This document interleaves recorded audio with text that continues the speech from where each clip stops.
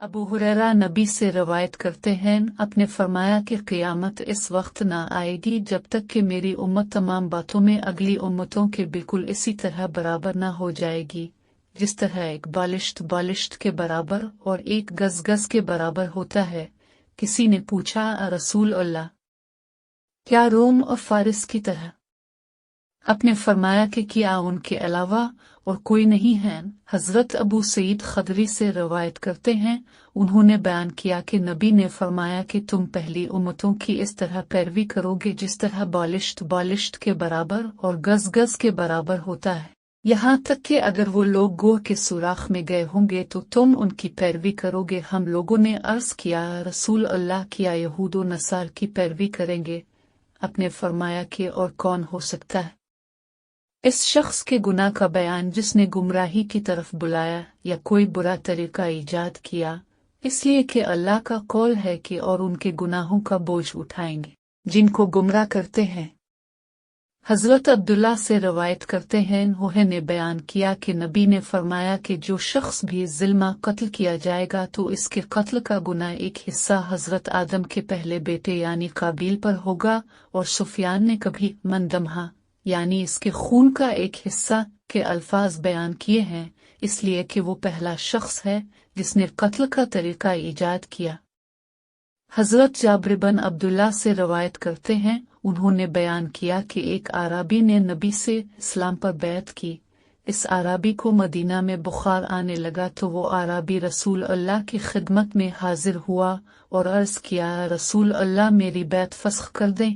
रसूल अल्लाह ने इनकार किया। फिर वो आपके पास आया और अर्ज किया कि मेरी बैत फस्ख कर दें, तो आपने इनकार कर दिया। वो आराबी चला गया तो रसूल अल्लाह ने फरमाया कि मदीना भट्टी की तरह है, मील कचयल को साफ कर देता है और पाकीज़ा को रख लेता है।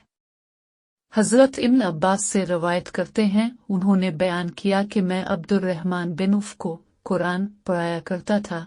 जब हजरत उमर ने आखिरी हज किया तो अब्दुर्रहमान ने मिना में कहा कि काश तुम अमीरुल मोमिनीन के पास हाजिर होते। उनके पास एक आदमी आया और उसने बयान किया कि फलां आदमी कहता है कि अगर अमीरुल मोमिनीन इंतकाल कर जाएं तो हम फलां शख्स के हाथ पर बैत कर लें।